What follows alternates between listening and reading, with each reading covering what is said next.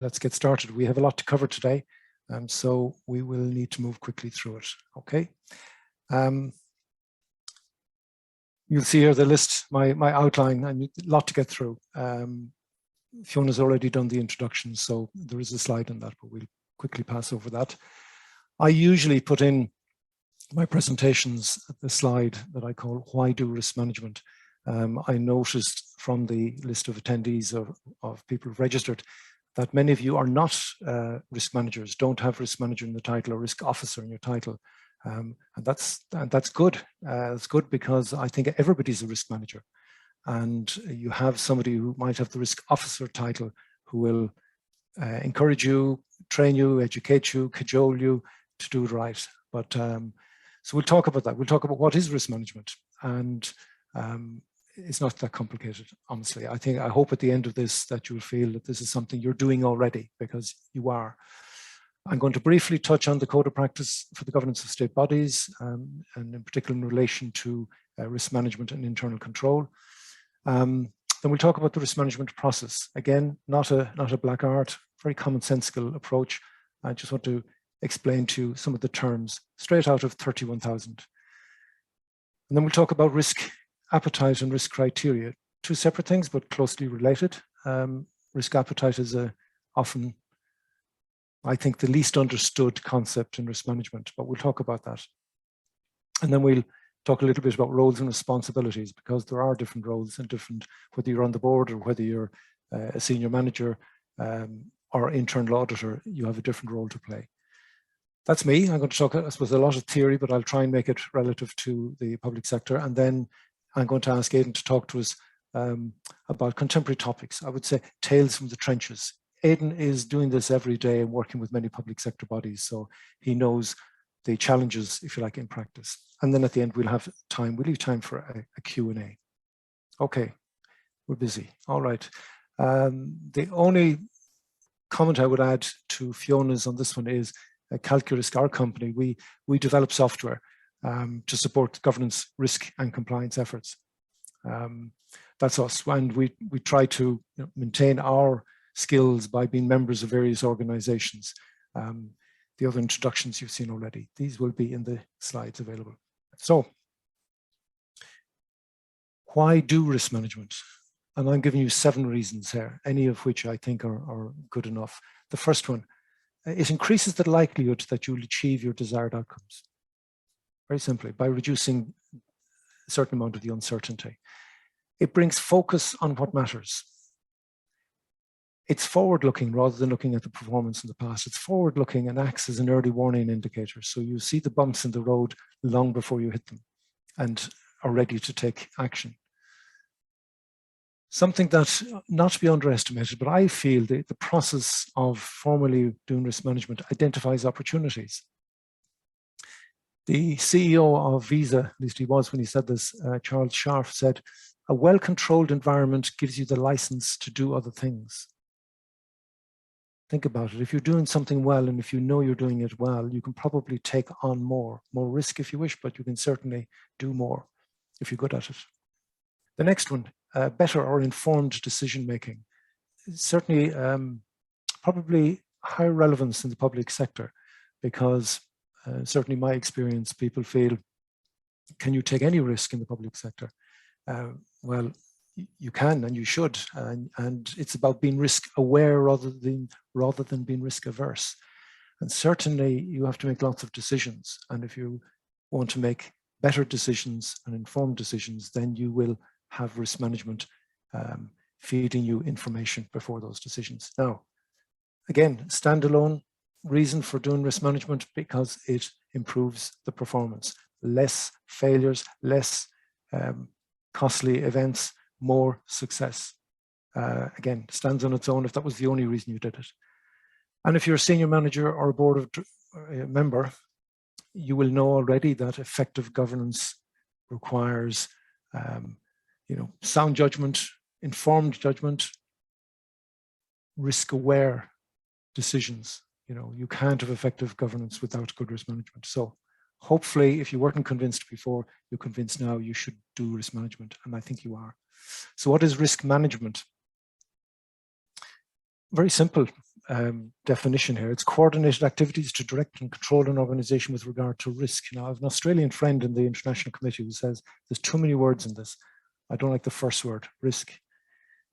And what he was saying was this is really just management, just good management, and it's just an aspect of it. But it's an aspect, where you focus on the risks. Now, I've copied this from the International Federation of Accountants in their document on an international framework for good governance in the public sector. An excellent document if you want to check that out. And they say the public sector entities have faced a wide range of uncertain internal and external factors that may affect the achievement of their objectives. The effect of this uncertainty on the objectives is called risk. And that's, if you like, the long-handed version of it. But if it doesn't affect your objectives or your desired outcomes, it's not a risk you should be worried about, basically. Focus. And the other thing I would say is we tend to describe risk as events. It's not. The event itself is part of it, but it's the consequences. A fire that destroys a building, right, is a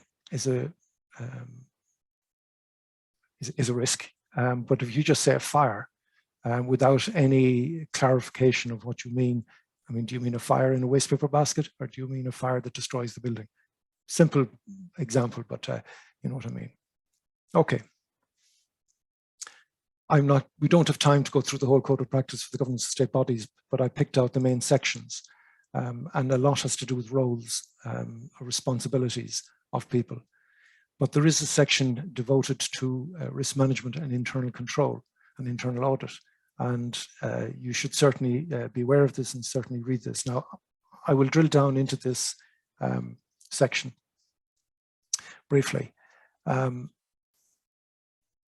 risk management, because it's talking about governance and it's talking about the board responsibility. The board's responsibility on risk management generally is an oversight role.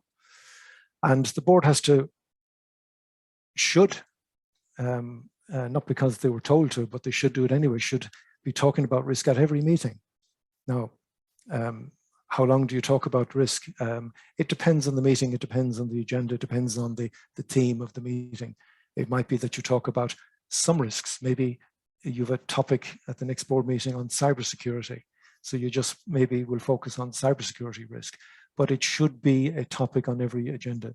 And maybe once a year, you have a longer session at the board to talk about the whole risk management framework and whether it's working, whether you need changes. Maybe you have a report from an external assessor.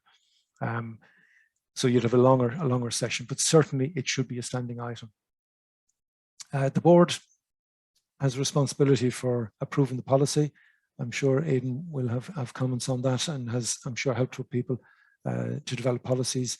For anybody who's interested, we have a kind of a generic policy that we wrote. If you're looking for a template, something to start with, I would say it needs tailoring to your organization, but if you're wondering what should be in a policy, we've done that a few times as well. Happy to share that with you. As part of my activity in the International Standards Organization, I'm involved in a committee at the moment, or a task group looking at risk management across the world. We've looked at 12 surveys, and one of the things that has emerged from that is that the reporting to the board is, let's say, average. Some companies do it well, but there is a lot of room for improvement. But also the reviewing by boards, the understanding of the information, the challenging, the asking questions, also there is some work to be done. So I would encourage you to have good reporting, and if you're a board member, have good discussion on what you're seeing.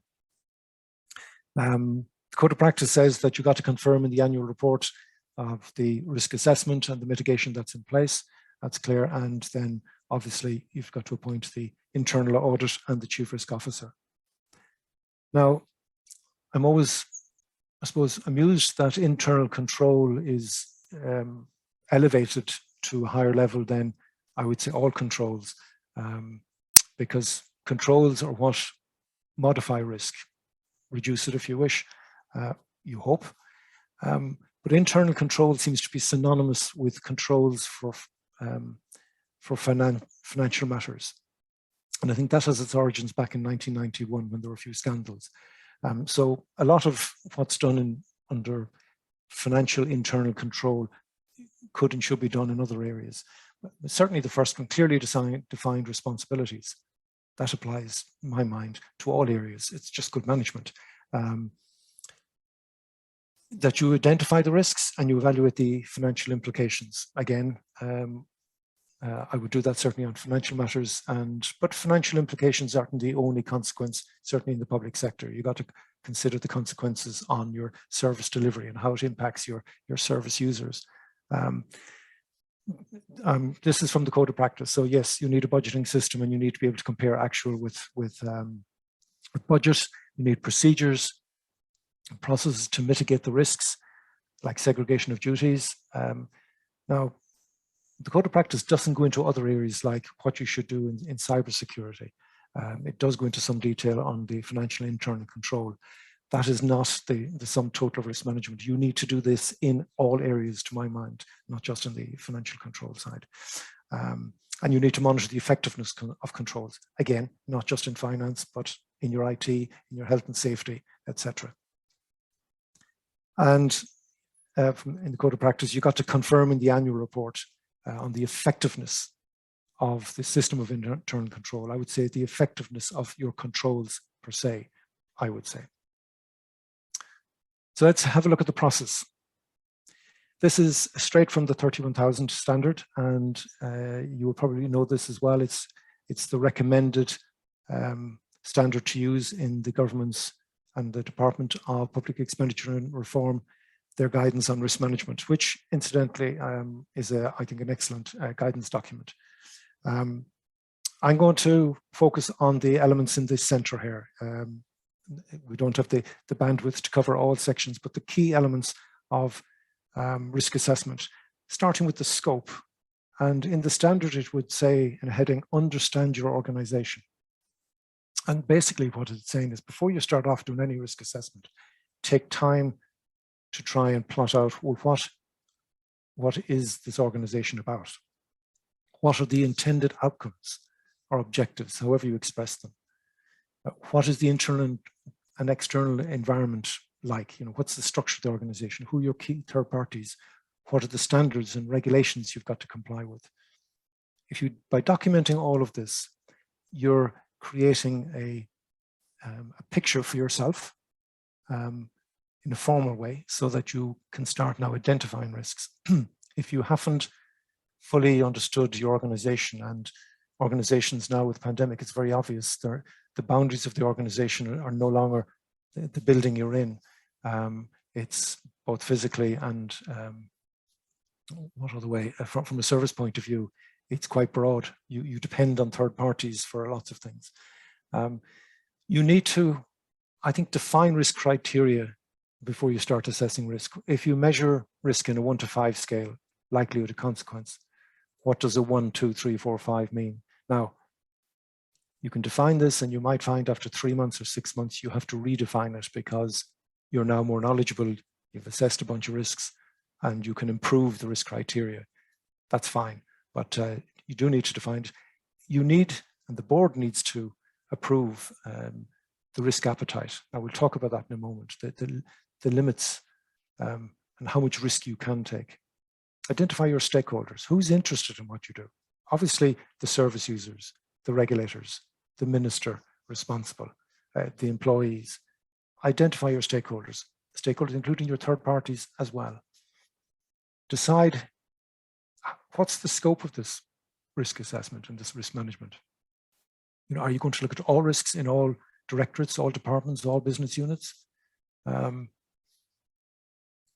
Because if you're a large public sector organization, it might be that maybe this year you do one section.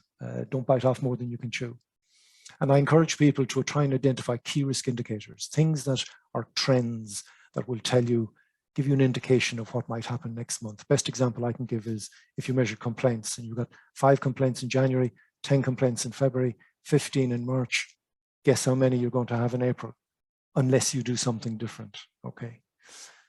So, you know your context, you know the organization you're trying to identify risks in. And when I say you, it's collective. It's not one individual.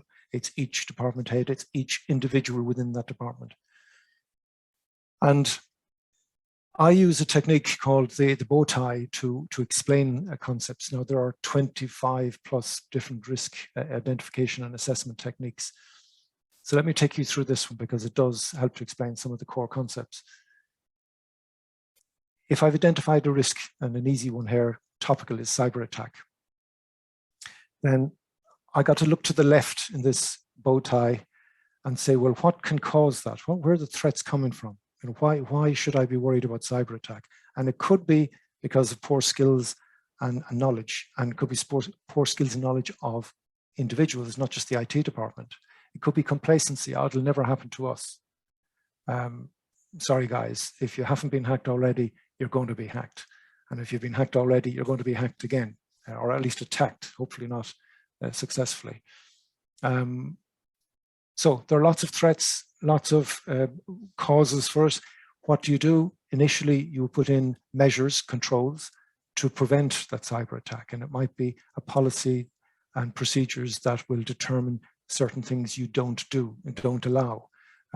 Like we don't allow memory sticks be plugged into any device. Other organizations just turn off that USB port on the device, so you can't plug in USB memory sticks. It could be a ban on personal mobile devices being connected to your network. You know, there are lots of things you can do to prevent the cyber attack, but unfortunately, the criminals and the hacktivists and those who would attack you, and sometimes it's nation states, have more resources and are clever and can get by your defenses. Incidentally, one of the weakest defenses you have is the human being. And if you're not doing it already, one of the things I'll be doing to prevent it is quarterly training. We're actually doing quarterly training with our own staff on this Friday. You have to keep reminding people. Don't assume they know it. 90% will be probably good, but it's 10% that that will be the weak point. And if you do have an attack, have you got a response plan? A button you could press? I'm talking about within minutes here. If you delay by an hour or two before action is taken, then you have serious damage. This needs to be responded to within minutes. And if you have a good response plan, you can capture it and fix it. And I'm not going to pick any examples here, but within a week in Ireland, there was an example of somebody of an organization that got hit and is still feeling the repercussions. And a week later, another one got hit and it went off the news within a day or two because they had probably a super response plan. That's the most important thing in this slide, okay, from cyber attack. But I want to talk about risk assessment and the risk assessment process. And it starts really with identification of risks, because a risk you haven't identified is one you're carrying unwittingly. And where do you start? A blank sheet of paper. Well, I would start if you move the knot in the bow tie over to the right and say, the one risk, big risk we have is the total loss of public confidence in our organization, right? Now, you might have 5, you might have 14 objectives. If you consider those objectives and if you move those objectives to the left, right, and moving the knot a bit to the left, I've got 5 objectives which I can then turn into 5 risks, high-level risks, big risks. Now, I've made these up. They're not from any particular customer, but you know, big risk might be unacceptable quality of service to users, untenable financial position, systems down for an extended time. Well, what could cause our systems to be down for an extended time? Look to the left, and you might find more specific risks, detailed risks. It could be hardware failure, software failure. That's cyber attack. That's the risk I mentioned. So you see, I've gone now from 6 objectives, 5 or 6 objectives, to probably 36 risks in a kind of a logical process. This is, I feel like, a top-down approach. Don't exclude the bottom-up. People will see risks that you haven't thought about. But that's one way of getting to where you've got the risk you now want to analyze and see, well, what controls do we have in place? The detection, I didn't mention detection, but how do you know if you've got a cyber attack? Would you know? Would you know if somebody is in your systems? trust me, this is the big worry, because if the guys are in there quietly in your system harvesting information and you don't know it, you've got a bigger problem. So invest in the tools to detect the presence of a cyber attack. Okay, I'm going to talk briefly about treatment, and internationally, I was one of the 50% that wanted to call this risk response, because one of the responses is treatment. So it has two meanings in this. So, and let me bring back my car, because I use this to highlight a particular aspect of control. Brakes allow a car to go fast. Now people say to me, no, you mean slow it down. How fast would you go without brakes? A well-controlled environment gives you the license to do other things. Do you remember Charles Sharp? If you have good controls, you can take more risk, you can do more things. If you have good brakes, you can chance going faster. If one of these passes you on the motorway doing 150 miles an hour, as it did with me in Germany, and I was thinking, I hope he has good brakes. Okay, so risk treatment. Generally, risk treatment is categorized as risk control or risk financing. Risk control, if the car doesn't have brakes, if the brakes are dodgy, don't drive the car, terminate, avoid that risk. But the most usual thing we do is we treat a risk to reduce it, and we put in things, you know, if we take the car metaphor again, you know, we check the oil pressure, or the oil, the tire pressure, we get the car serviced. We do lots of things to ensure our car remains roadworthy. Post-loss mitigation, if you have as I said, a cyber attack, you need to have that plan in place, the immediate response plan and communications plan in place. There's not an awful lot you can do post-loss, but have as a minimum some kind of response plan. It's unforgivable to not have thought about these things, as uncomfortable as they are, but have a plan. And financing, yeah, if it breaks, we'll buy a new one, or you transfer. If the building burns down, we have insurance that'll pay for a new one, or contractual. If you're county council and you got to remove asbestos from a building, maybe you don't have the skills and knowledge, you put it out in contract and give it to somebody who has the skills, and you transfer that risk to that third party, as an example. Okay, risk appetite. And I'm using up my time rapidly here, but this is a subject that we could probably talk about for half an hour on its own, and we do a half an hour webinar. Happy to repeat that sometime if people are interested. It's the amount and type of risk an organization is prepared to pursue, retain, or take.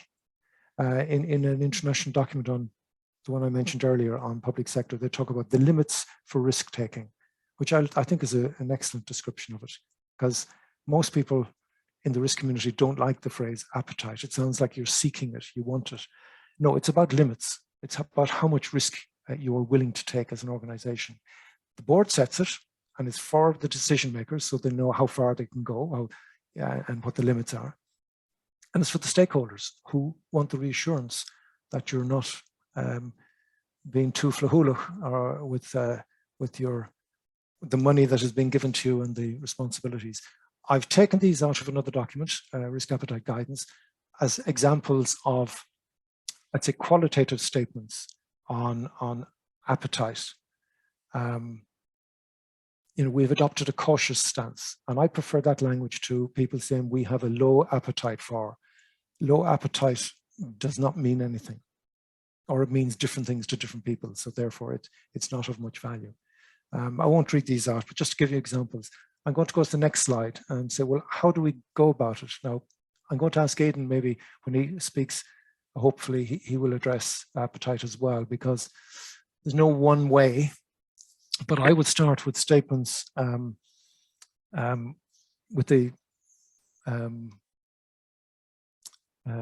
I would start with the objectives possibly, or the risk categories. You know, if you've looked at finance as a category, and start with those categories of risk with some statements.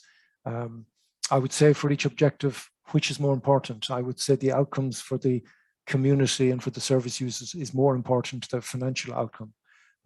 For example, I think you need to have statements on things you will do and you will not do. They're clear statements of appetite. I think statements of what you will tolerate and not tolerate. You will not tolerate, for example, breaches of regulations. And then you need to set limits. I think qualitative statements are fine, but I'd prefer to see, there's a whole bunch of them, of some statements. And I'm going to pick one, an IT one that I'm comfortable with here. The core systems will have a minimum uptime of 99.5%. That's kind of saying we will tolerate downtime of 25 minutes in any 1 week, in any one month, once a month. It's not saying we want that, but it's saying if that happens, it's not the end of the world and we can live with it. Now, maybe you prefer 99.9. And if you go to 99.999, like Amazon, 5 nines, there is a cost to that. So that's the decision the board have to make. What is acceptable? That is your risk appetite, if you like, in relation to IT. And I want to talk about capacity when setting an appetite. Let me just move I've got video here in front of me, so I'm just going to move it out of my way because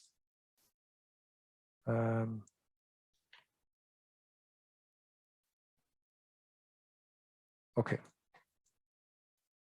Sorry, it was blocking my little graphic here.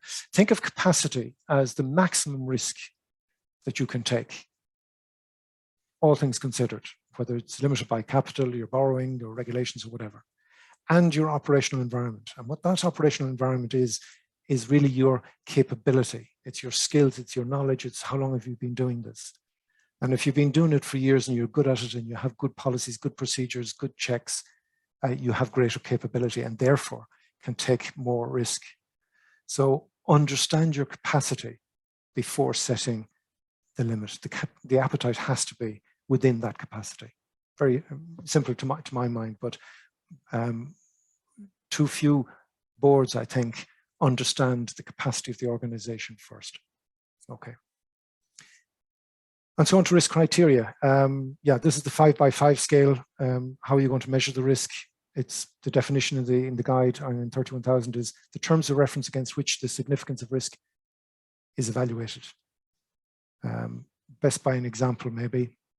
If you pick 5 things like governance, compliance, reputation, operations, describe what does a 5 look like. You know, in reputation, you know, sustained national and local multimedia adverse publicity. If that was happening to you, it sounds pretty bad. And this is different for each organization. This is out of our system, but it gives you an idea. You've got to agree that for your organization.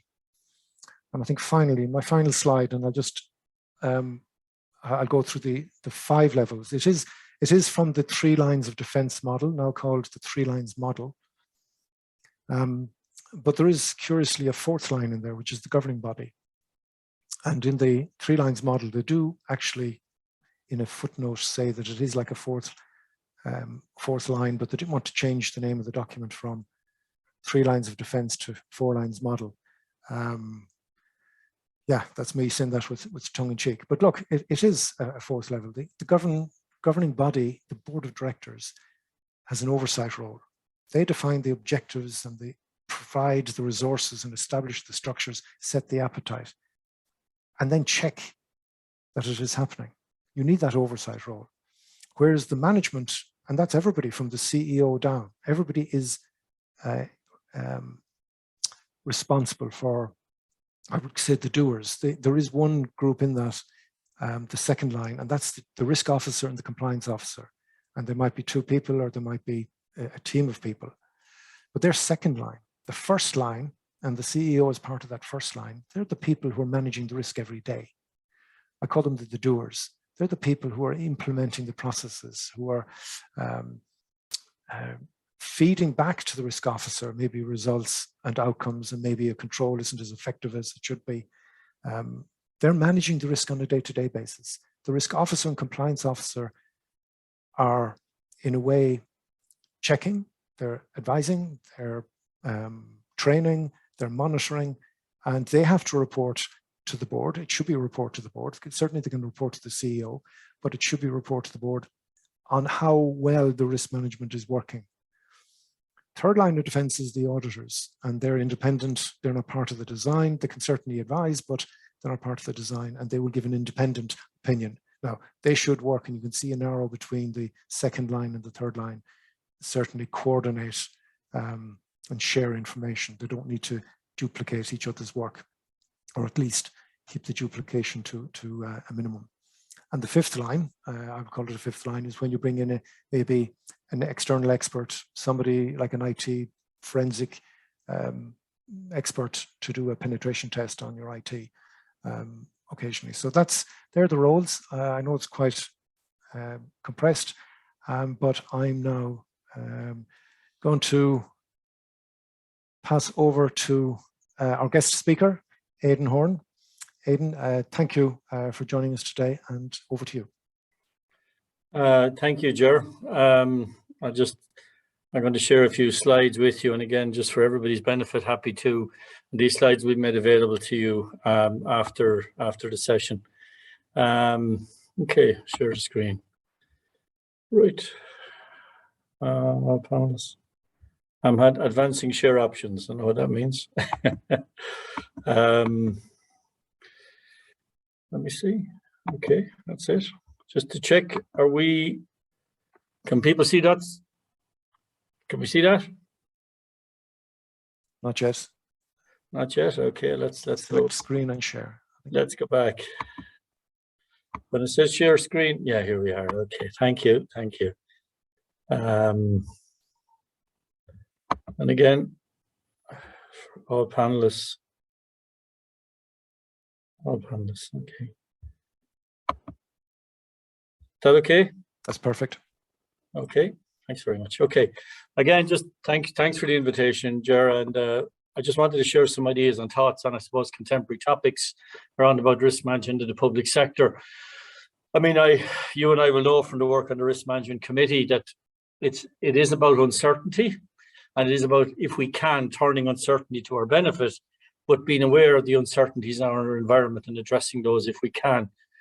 I thought for my presentation what might be helpful is to touch on what I consider are some of the most prevalent or recurring areas of uncertainty, which are addressing public and state bodies and public benefit entities at the moment. Again, we're quite privileged to be commissioned by a lot of organisations to work with them on some of these considerations and areas.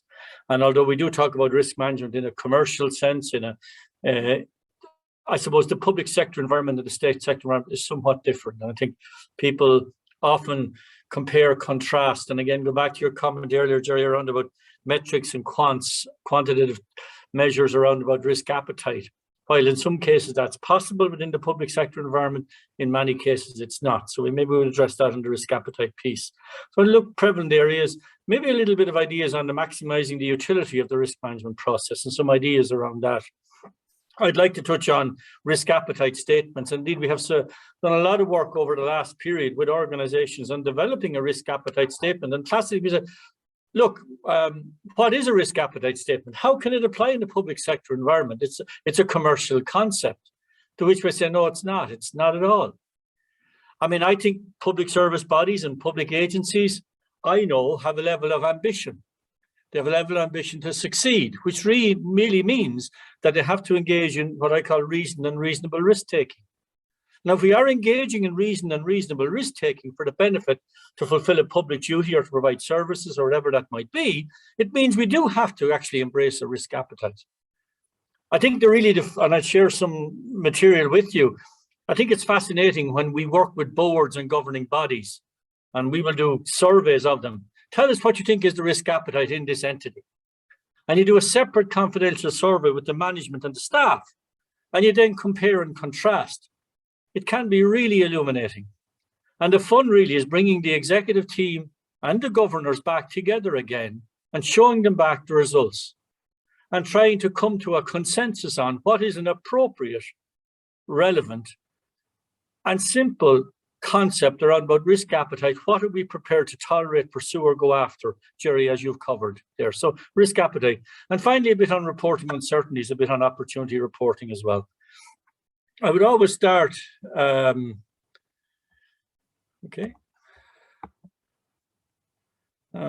Moving on from here, isn't it? Yeah.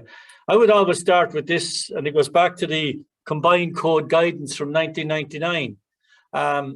And again, there was an Australia-New Zealand standard back from the mid-80s, of course, and we could go back all the way to Roman times if we like. I like this sentence. It's a sentence I continually recycle.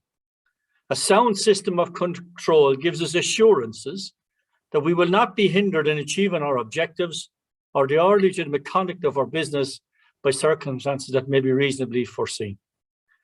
Now, it tends to focus somewhat on the negative. Think about it. Assurances, achievement of objectives, and we won't be knocked off course by circumstances that are reasonably foreseeable.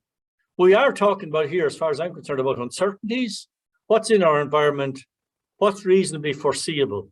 Now, again, as people would say, well, sometimes we might have what is reasonably foreseeable. It may be remote, possible, probable. We go back into the scoring of circumstances that are in our wider environment. But I think it's important. I always come back to that.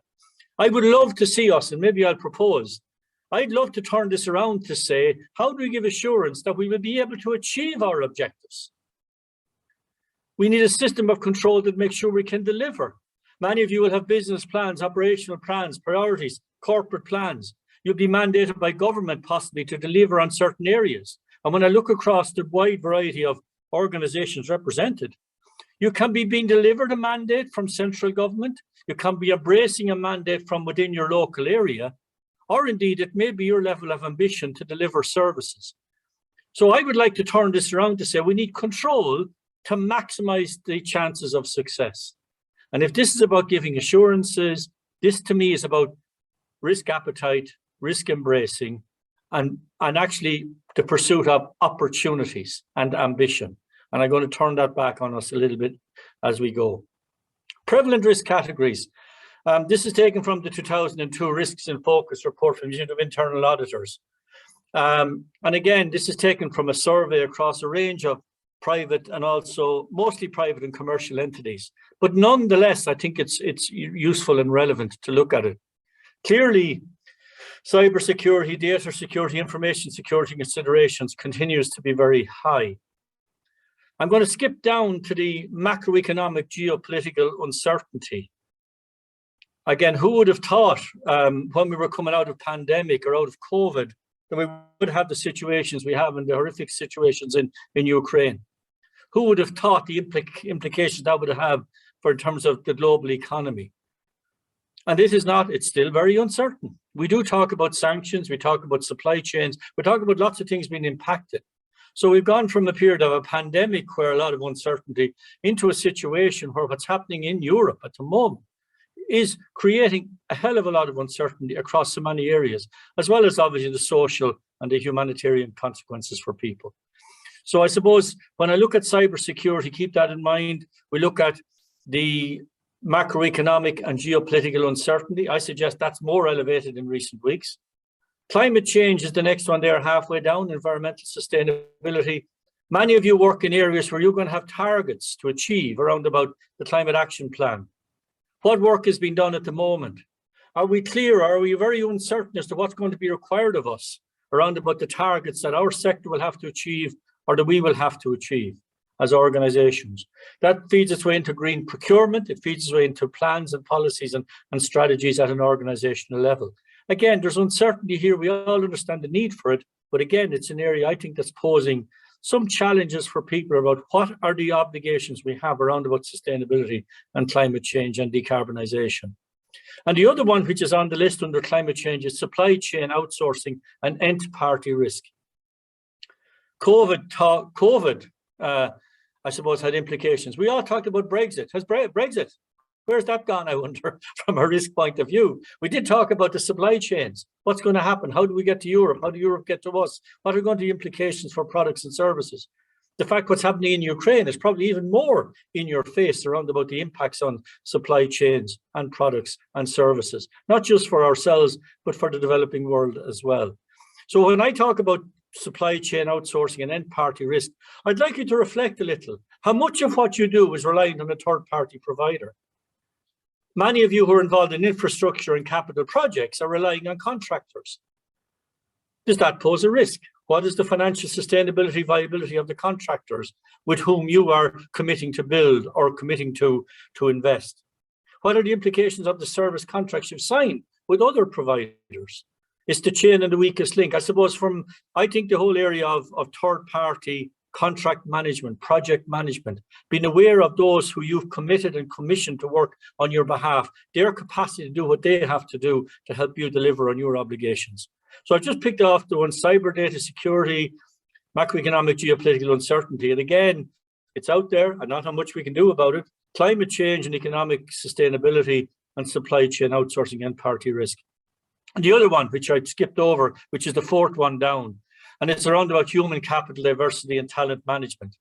What has come out of COVID, as we all know, is that workforces now, and everybody is reflecting on their futures.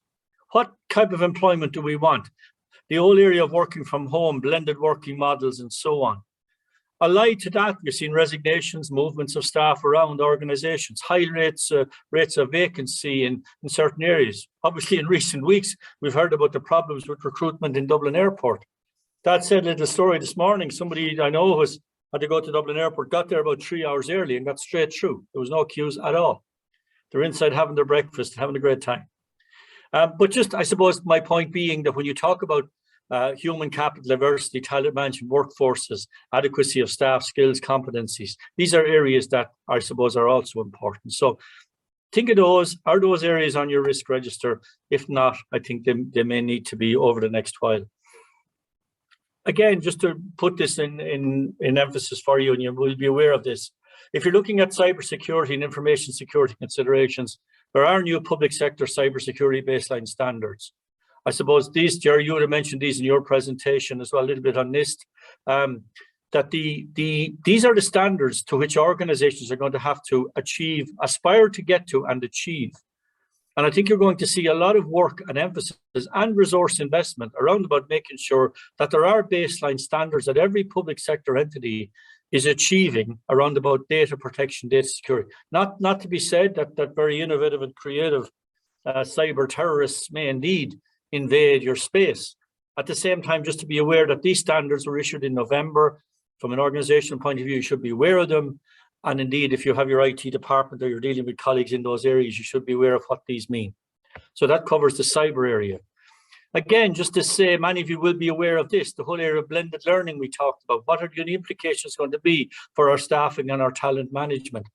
This was only issued in March 2022, in the last number of days. A blended working policy framework for civil service organizations. And by extension, that's seen to be wider. It's not just civil service, but it's also as public service and state bodies and entities. And I think it's a policy that should be aware of. You can download it. I really love the sentence, though, if you look down the bottom, and this is my opportunities. If you look at, you've got from the bottom, you've got 1, 2, 3, 4 at the bottom. The sentence directly above that, this is the minister. I fully support the principles set out in this framework, which aim to address the opportunities and the risks for employers and employees. So now we have an explicit acknowledgement that although we have an uncertainty around about blended learning, it will present opportunities as well as what we call risks or threats or vulnerabilities. So just to be aware of that, if you haven't seen it or your organization is not aware of it, do have a look at it, because I do think it's going to be a precedent document that you need to consider. Again, conscious of time, Gerard, because I only have time for questions as well. I think it's also useful. Go back and look at the National Risk Assessment from 2019. And if you look at the bottom of the page there, 26 was a pandemic and 27 was nuclear contamination. That was in 2019. The new assessment for 2021, 2022 is there. And obviously pandemics appear under environmental risks. But just have a look at those areas. Those are the main categories of strategic risk at a national level. And work has gone in to develop this list. But again, have a look at the relevance of these national level risks to your own organization or to your own sector, as the case may be. Wanted to move on, talk about risk, bit on risk appetite. And again, you've talked about the amount of risk an organization is prepared to pursue or attain or actively go after to deliver its objectives. And I always say to people, do we have ambition? Yes, I hope we have ambition. I know we have ambition.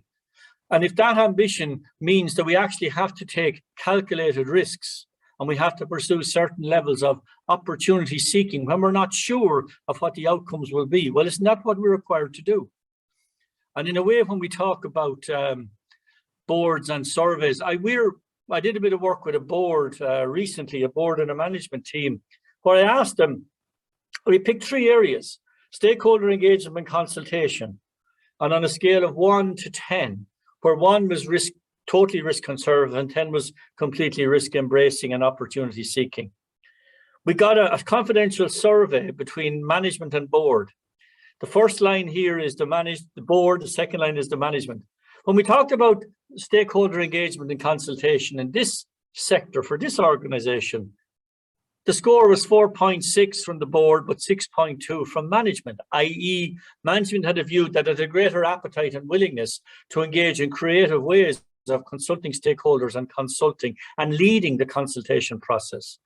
When we talk about financial stewardship and performance, and again, that's the whole area, not recklessly using public money, we were in 3.3 and 2.7, which you would have expected to see. The area of investing in our organization, our infrastructure, and our talent, this was really what I call the corporate services objective. How do we invest in our people and in ourselves to deliver? You'll see here the appetite was 5.1 for the board and 6.0 for management. My view on the risk appetite statement is gives air cover to the executive. By which I mean, if I'm a chief executive or I'm a senior manager, I must have a sense of what a board will tolerate and will not tolerate, what they will accept and will not accept. I need to know what they want me to do. I need to know how we manage the ambition of our strategic plan. So if you look at these areas, you come back and say, okay, financial stewardship, we're quite prudent, but around about stakeholder engagement, around about investing in our organization, we're going to be risk embracing and open and pursue that as the case may be. I think a risk appetite exercise with your board or your board of governors and your management team and across your management team is a really interesting exercise, because what will expose a little bit, as if you don't know already, the optimists, the pessimists and the realists. But like in everything, we have to come to a consensus. And the great fun here with this particular board was getting to a consensus position. The consensus position ended up being somewhere between the outer boundaries here. Okay. And again, this is not the same organization, but just to give you a flavor, I like this type of visual presentation for risk appetites. Insofar as when you look at activities, categories, or functions, if we have a scale of 1 to 10 for unacceptable to take risk, willing to pursue opportunity, we've got low, cautious, open, willing, and eager. And if you just look at the areas there, and again, this is an illustration I've just taken and made up for the purpose of our discussion today. Financial stewardship tends to be low. Collaboration, joint venture, somewhat higher. Compliance tends to be low. New technology. New technology, the use of online service provision. Wow, good. This is what we're seeing.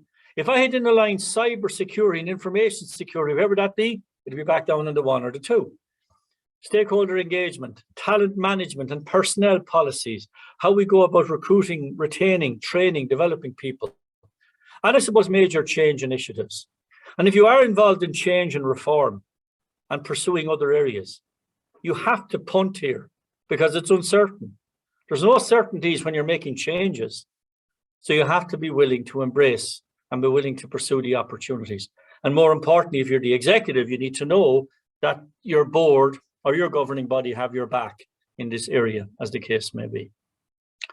I suppose my last comment here before I come off is, I have a sense that risk is a tool and not a rule.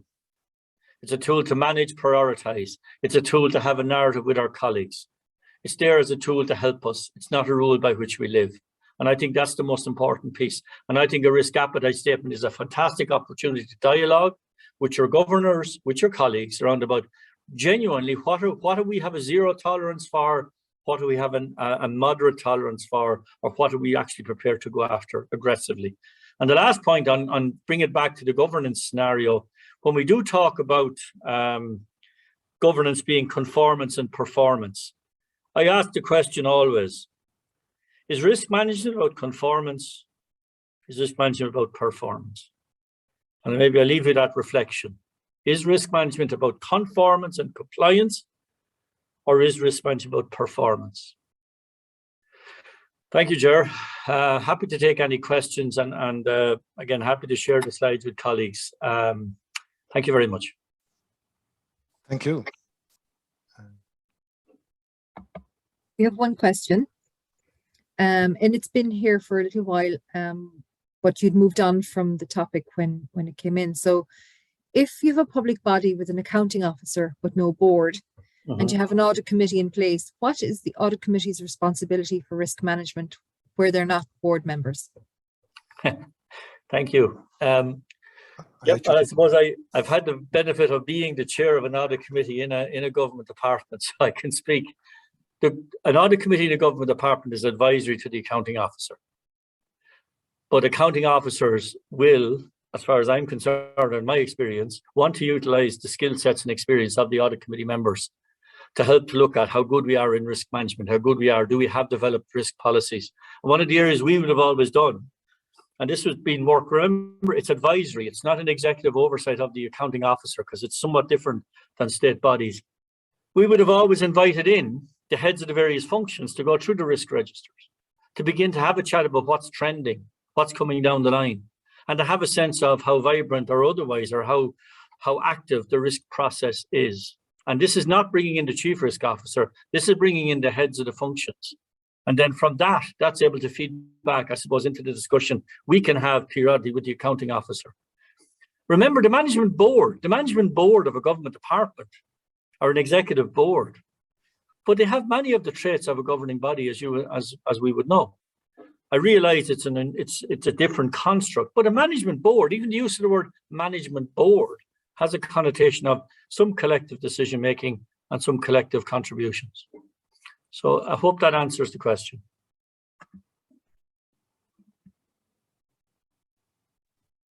Thank you, Aiden. There aren't any more questions in at the moment. There's a chat.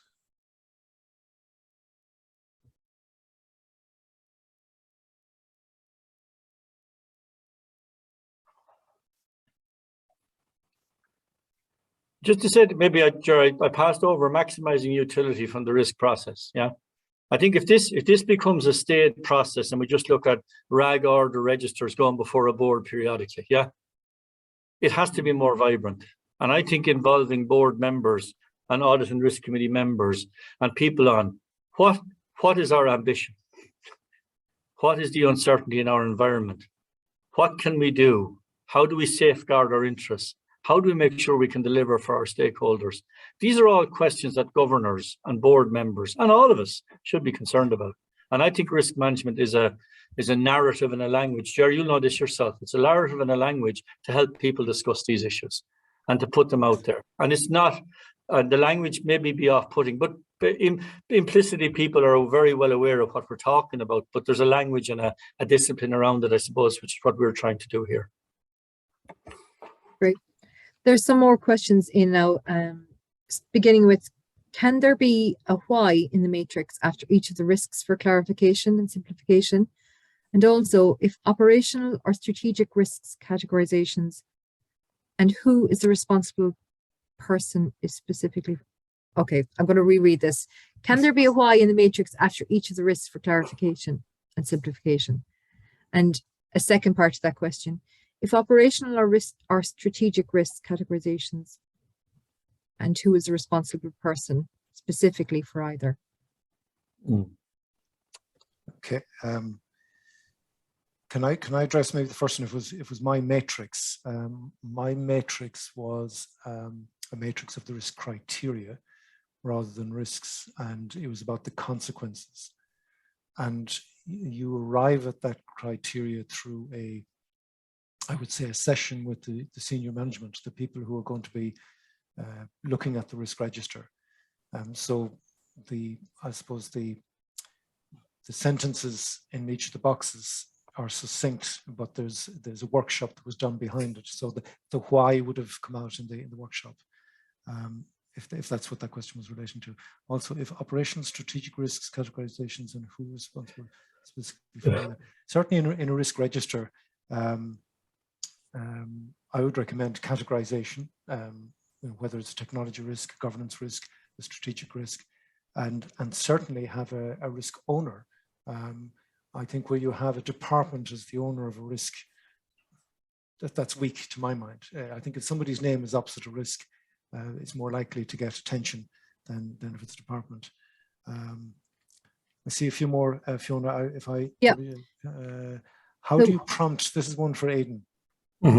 How do you prompt boards to understand and appreciate their role in setting the risk appetite if their past experience does not always lend them to be expert in this area? Una. Well, I go back. When you have a board, if a board are involved in, one of the things a board has to do is set the strategy and their priorities, yeah, and set those for the forthcoming period. And I think if you say to a board, okay, these are our ambitions, if I call it that way, yeah, these are the uncertainties that we're aware of. These are the uncertainties in the environment about delivering these areas, right? What will we do if we're trying to engage stakeholders? Are we going to be very conservative in our engagement with stakeholders, very open, eager, and willing to engage with stakeholders? If we want to employ, we have a lot of people from ETBs here, I think, Gerard, today, yeah? Yeah. You talk about digital learning, new teaching methods, yeah, as has happened through COVID. You would expect that a board in an ETB, if it's investing in infrastructure in schools and the provision of laptops and other tools and techniques to help digital learning and improve digital learning experiences for students and helping teachers deliver, you'd have a sense of, what are we prepared to do here? What are we prepared to invest in? Are we going to be very conservative and not push forward at all, stay with a very staid and conservative view of this? Or are we going to try new ways, new methods, new ideas? So I think that if you actually translate it into, these are your priorities, these are the uncertainties delivering the priorities, I'd love to hear your view as a governor, yeah? How do you think we should go about this? Pose the question to them. Pose the question to them to help the executive decide, yes, that's acceptable, that's unacceptable.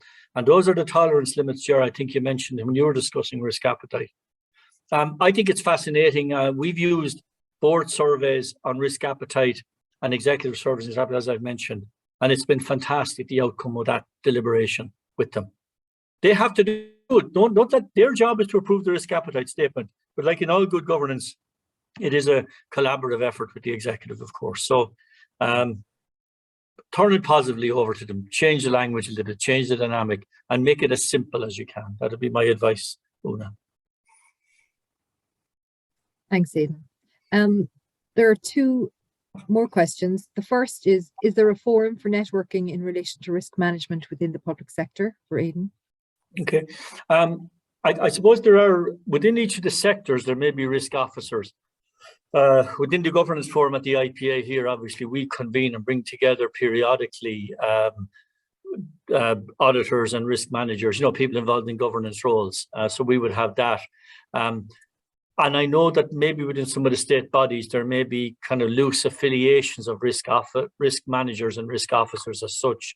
But I think it's more people coming together in a network as distinct from being convened at the centre. But maybe it's something we might think about internally here, that maybe we could help or assist and put people in touch with one another. Yeah. Great. I mean, it seems, okay, go ahead. Yeah. No, I was just saying thank you. I didn't mean to interrupt you. Did you want to finish your point? No. I think that if you look at sectors, I mean, we've local government people here, right? Be useful, even if somebody reached out within local government, reached out to their colleague local authorities, regionally or centrally, and saying, look, now who looks after risk management here? And maybe that could be the start at a sectoral level. ETBs could do the same, yeah? Government departments can do the same. So I think there may be opportunities here for people to help themselves as well. Thanks, Fiona. Thank you. Not at all. And one for you both. At regular management meetings, what is the best approach to discussing risk that won't feel like, in inverted commas, death by risk register? Gerard, will you answer that first? Yeah.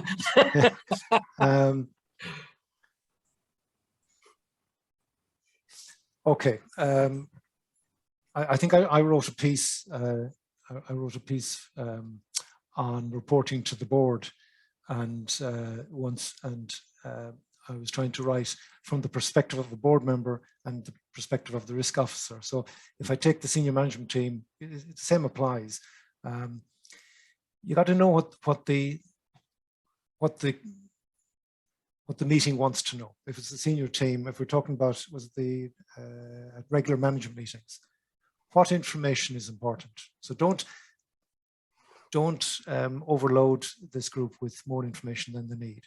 If there is a decision to be made, if the decision is about investment in IT infrastructure, then maybe just bring a subset of the risk register about IT. If it is a meeting to discuss risk in general and not a specific risk, don't show 97 risks on 37 pages.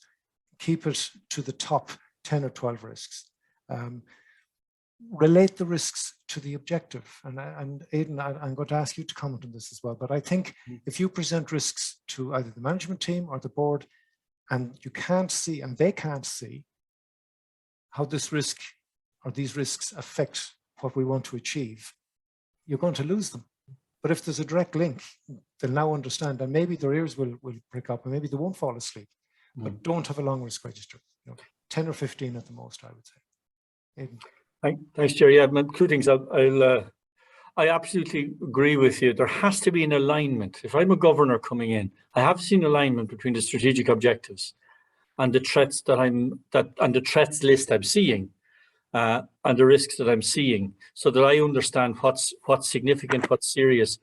I also like to see some kind of trend analysis. If you're giving them periodic reports, what's the trend? What's up? What's down? What risks have retired since the last register? And I absolutely agree, Gerard, 10 or 12, even at that. 10 or 12 seems a lot even. 6 or 8 might even be good. But don't go above 12, because people's level of capacity to engage and to understand and to bear in mind that no governing board, even of the largest PLC, can have any more than 10 or 12 issues at any one time it's juggling with, right? There'll be subsidiary registers. I think for me, I would keep a trend, what's happening on the trend. Jerry, let me go off without saying, I would like us all, by the way, to now do risk and opportunity registers, okay? I would like us all to think about doing risk and opportunity registers, not risk registers, by which I hope we would actually be putting on the risk and opportunity register absolutely 80% of the threats, vulnerabilities, and exposures. But how about having a page at the end that says, these are the opportunities. These are the enablers we have in place to achieve success. If you turn a language with your management team to balance threats, vulnerabilities, exposures on one side with potential opportunities and ambitions on the other, I think that can change the dynamic, or that's been my experience over the last while. Because people all of a sudden then perk up and say, so this is not all about doomsday scenarios. It's actually a little bit on the positive side. So think about a risk and opportunity register. Think about a management discussion, not just talking about threats, but also talking about opportunities. And we all know, of course, one is a flip side of the other, yeah, in many cases. But it changes the dynamic from being a negative to a positive. I'm meeting a board tomorrow morning, and I'm starting the session tomorrow morning I think I may be meeting them physically, and if not remotely, to confirm that to me. I'm going to start off with asking them all to write down what they consider are the 2 most significant threats facing their organization and the 2 most significant opportunities to be exploited. That's what I'm starting the session with. That means they're now going to get very quickly in. So that's how I'm going to start the session. They don't know that yet. That's how we're going to start the session, confidential polling or whatever. But all of a sudden, you're going to see, well, if we're not discussing on our board agenda the stuff we've just written down here, yeah, well, obviously we're missing a trick. So look, you gather both Gerard and myself, or we think this is a great concept, don't we, Gerard? I think it's well used. I think it's a fantastic management tool. It's a fantastic management tool if it's used in the way we would like to see it being used. Can I borrow your phrase about it being a tool rather than a rule? Yeah, I like that. Yeah. Can I borrow that? Is that copy? Oh yeah, I've no copy. I probably got it from somebody else somewhere along this. You're welcome to it, Jerry. You're welcome to it. Okay. Great. We have one other question. Can cybersecurity risk ever be lowered with the risk of zero-day vulnerabilities? I guess that's one for me, unless you want to take it. No, Jerry, go ahead. Go ahead. Can I share screen again? In part answer to that, I was going to show you 2 slides, and if I can show it, Fiona, you might confirm, am I showing just the platform? Yeah. Yeah. Platform, okay. yeah. I won't dwell on this because people want to go. We're going over the hour, but this is what we sell, and one of the things one of the modules in our platform is for risk assessment based on a knowledge base, and I'm just going to show you a report that we did for clients. This is a NIST report, and this is using the questions in the library to get a measure of how well the organization is addressing that NIST compliance report. And you can see the identify, protect, detect, respond, recover, and all the subsections in each, and then even subsections. So 123 pieces of information here on one screen. Now, wow. Will that ever be all green? And in answer to your question, will we ever get the risk to zero? No, we won't. And the reason is the human being.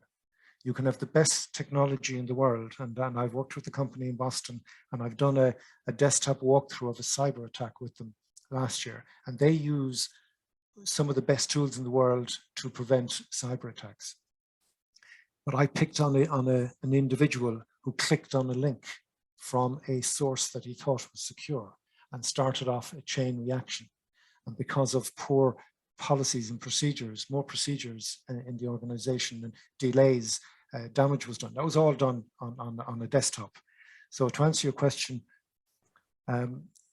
I'll give you another quote from a video I show on crystal ball and risk management. I think it ends with, you can't eliminate risk, but you can manage it intelligently. And it's an Aiden. Mm-hmm. Thank you, Aiden. I thought your contribution was exceptional. I love when when the theory is enhanced with real practical stories, which you brought. But to go back to the NIST or to the cybersecurity,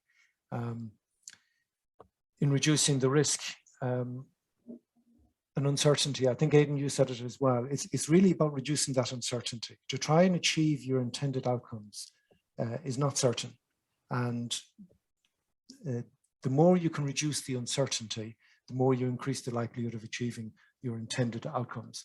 So, yeah, don't be disheartened when I say you won't eliminate it, you won't reduce it to zero, but there's a hell of a lot you can do. And I just use this diagram to show, look, here's 123, actually there's about 200 things that are recommended organizations should do. And then when you talk about maturity, and this is for another day, in a maturity model, when you get to where this is nearly all green, you should then still be looking to say, well, where can we improve? And I think if you have that culture of where can we improve, even if you never followed any standard, if you have that culture of we want to do better, then I think you will be well on the path of managing risk exceptionally. I'm going to leave the final word to Aiden, as he's our guest. And Aiden, I know for many years through the committee work that we both serve on. But I want to say thank you, Aiden, for your contribution today. It's excellent, and I'm sure that people found it enlightening and I'm sure encouraging as well that these things can be addressed. Yeah, I think, and thanks, Sharon. Again, just maybe to leave. First of all, on the NIST report you have there, that is the framework that's within the public sector cybersecurity baseline standards. People are aware of that. I'm talking to their IT colleagues. Look, I was provocative when I said, is risk about conformance or compliance, or is risk about performance? And if you can get your board and your governing body and your management team to understand that actually risk management can help you comply and conform, but can also help you perform better. I think if you can get that in people to understand, this is a tool, a technique, a disciplined process to allow us to have a discussion with our colleagues. And all of a sudden you'll see that actually the risk management workshops can be fun when you're doing them, right? And that people can actually be liberated a little bit in terms of their blue sky thinking they can have. And my cry out, I suppose, to you, would it be fantastic for us to have risk and opportunity reports appearing in the annual reports of state bodies and agencies? You're required under the Code of Practice, as Ger has alluded to report your principal risks and uncertainties. But wouldn't it be fantastic that in reporting principal risks and uncertainties, you put in what you're going after from an opportunity point of view? Yeah, wouldn't that be a really nice thing to do? And look, this is not because I'm saying it. Look at the governance reports of a lot of the large commercials. They are doing risk and opportunity reporting. And I think you will see within the next iteration of the code of practice, I suggest, within the sectoral codes, a sense of threats and opportunities to be commented upon. Yeah. So, Gerard, I'd leave you with that. And again, thanks for the attention. Happy to share the slides, Gerard. My email is there if people want to come back to us, or at a future date, Gerard, or something I can help you with, please let me know. Okay, thank you. Thank you all for your attendance. That's great. And even after the hour, nearly quarter, and most of you stayed. Thank you, Aiden, once again. As always, I really enjoy your insights. Thank you. Okay. Bye-bye. Have a lovely day, folks. Take care. Bye. Bye-bye.